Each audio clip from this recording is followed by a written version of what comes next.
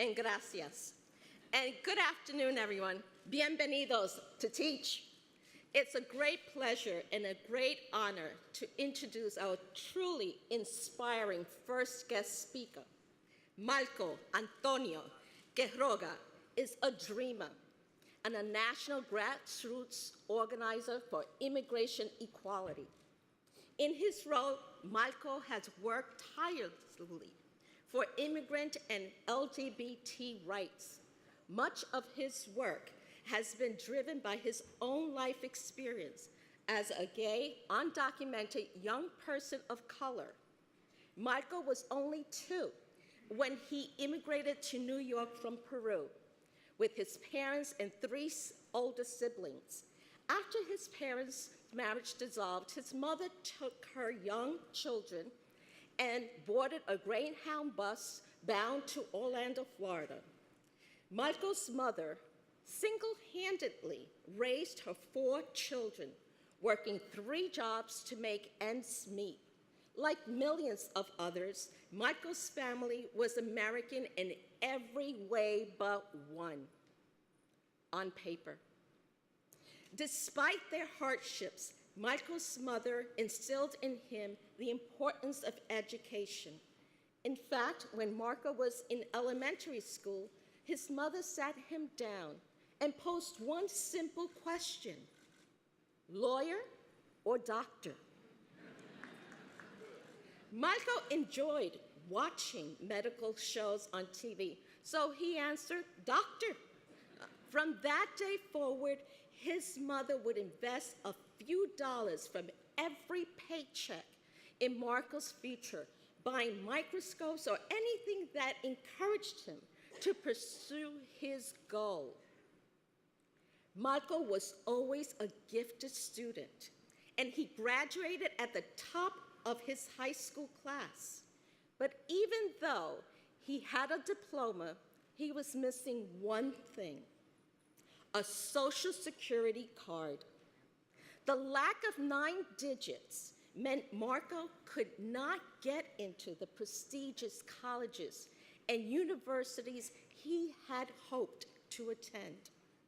A year later, after high school, Marco enrolled in Florida Gulf Coast University, where he earned a degree in biology with a minor in chemistry.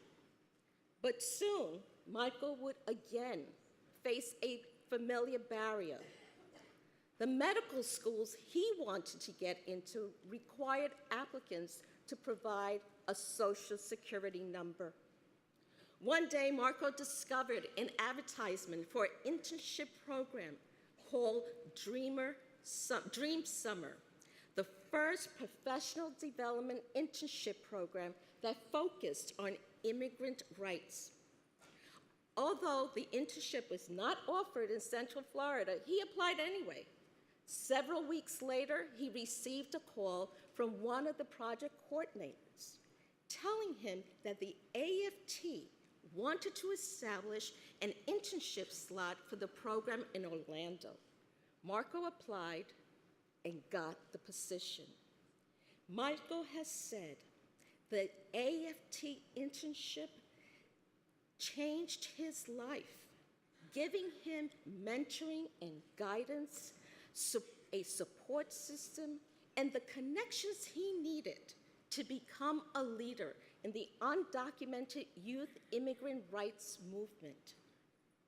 He said that for the first time in his life, he was judged on his merits, not his status. Today, Marco is a national spokesperson for the passage of immigration reform for dreamers and their families. He leads campaigns that connect the national and local LGBT leaders with immigration stakeholders in key congressional districts to cement support for the inclusion of LGBT families in immigration reform legislation. And in case you were wondering, his dream of going to medical school and becoming a general surgeon is very much alive and well.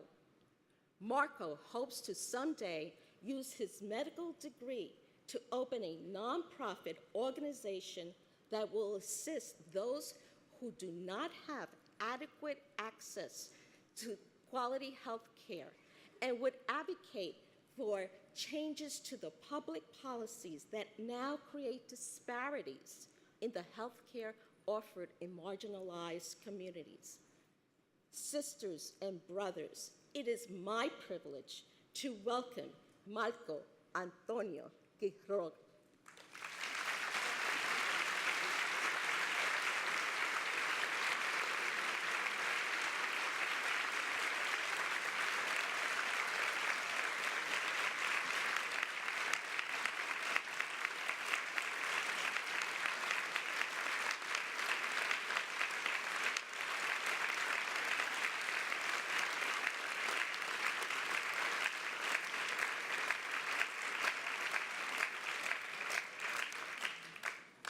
First off, I really want to thank all of you for sharing this really wonderful and meaningful moment with me, and it's a real honor to be here with all of you.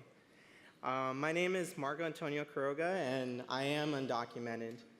My family immigrated to the United States from Lima, Peru when I was 2 years old. And my mother, the kindest woman you can ever meet, was a victim of domestic abuse throughout her relationship with my father. This abuse escalated to the point that she feared for her life and the future of her children. 1 year after arriving in the United States with the money that she hid away under the mattress of our home from laboring as a domestic worker, my mother, with 3 small children, got on a bus and fled my father all the way from Queens, New York to Orlando, Florida. My mother single-handedly raised us. She was very courageous, managing to work 3 jobs at one time. She worked while often getting her pay withheld, being verbally abused, and even through some instances of attempted physical assault, all along in silence and fear. Because my mom did not know her rights and could not afford legal help in time, and could not return to the violence in Peru, my family fell through the cracks of the broken immigration system. This is how easily my family became part of the 11 million undocumented immigrants in our country. This is how I, since the age of 2, had to face the reality of being a young, undocumented person of color in America, who for most of my life, saying the word undocumented was associated with shame and fear and relegated me to living in the shadows of our society. The anxiety and fear of possible deportation from my family and country I called home is why I never came out as undocumented to my teachers at any point of my educational career. I simply didn't feel safe doing so. I admire and respect my teachers, and I truly wish I had those voices of comfort and support in those difficult times. I am much more fortunate than most in my community. I did get the opportunity to go to college, a door that, even though I was at the top of my class in high school, miraculously opened for me a year after graduating, after struggling and begging to be judged based on my merits and not my status. This was an opportunity that my little brother did not have because he fell victim to deportation. My little brother is gay and has grown up in Peru, a country with practically no legal protections for LGBT immigrants. He grew up being harassed because of the ways he acted. He often talks to me about how he doesn't feel free to be himself in Peru, and this is another tragic example of the struggle immigrants and their families face due to the broken immigration system. My brother missed his arbitrary deadline for asylum, and he has been separated from my family for over 8 years now, and his dreams hit a roadblock on that day. Ever since then, I worked incredibly hard and graduated from college with my mother and brother in mind. With my bachelor's in science and biochemistry in hand, I did not even walk the stage at my graduation because I knew the opportunity to continue on with my education and go to medical school, fulfilling my dreams of becoming a medical surgeon, was a closed door because I did not have a Social Security number. It wasn't until the summer of 2012, after a year of graduating from college, that I came across the internship program called Dream Summer. which was the first ever professional development internship program focused on immigrant rights, and they did not care whether or not you were documented or not, and this was an astonishing opportunity that I thought never could exist. Weeks later, I received a call that the American Federation of Teachers were impressed by my application, and this day completely changed my life. Through my internship with AFT, I received mentorship and guidance, the best I could have ever hoped for, a support system, connections that grew me professionally, and a network that really did develop me into and cultivate me into a leader in now the movement that I'm a part of. As an undocumented youth, this is how AFT opened the door that lifted me out of the shadows. My family and I are American in every way except paper. For many of the 11 million, just like my family, who are living in the shadows of society, I am proof that all our community needs is for a slight crack opening to the door of opportunity. At this moment, I am in the best place I've ever been in my life. I have DACA, a new temporary 2-year federal program that offers protection against deportation solely for youths who were brought here as children while Congress debates immigration reform. As a result, I now have my work authorization, temporary work authorization, which allows me to proudly serve as the National Grassroots Organizer for Immigration Equality, which is striving towards a solution to address the disproportionate discrimination and abuse LGBT immigrants face in the broken immigration system, a unique struggle I can personally relate to as someone who is gay and undocumented and I'm incredibly passionate about. And all I needed was that opportunity to prove myself. This is what the American dream, the foundation of what our nation is built on, is all about. But my deferred action is simply temporary, and my family deserves a permanent solution that lifts us out of the shadows of possible deportation. By the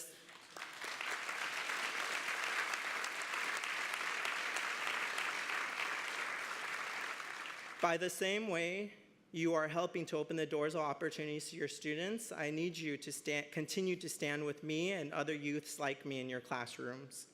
Be the voice of comfort and support for your students who are living in the shadows of fear, too afraid to reveal their status. Help us help those who qualify to apply for DACA, the Deferred Action for Childhood Arrivals program. I need you to stand with me and my family, my mom, my brother, and my sister, and push for immigration reform. We've never been this close. Together, the AFT, standing with community allies, we've been successful in passing a comprehensive immigration bill in the Senate that includes a pathway to citizenship for the 11 million undocumented Americans in our country, and now we need the House of Representatives to act. I want to personally thank your president, Randy Weingarten, for her leadership in this important issue. She has been remarkable, standing shoulder to shoulder with us in the struggle for equal justice and opportunity. And as someone who is a dreamer and gay and has faced that unique double struggle, whose family has been separated by deportation and whose mother still lives in anxiety and fear of being torn away from her children by doing simple tasks like driving to the grocery store, I am here to say that immigration reform matters.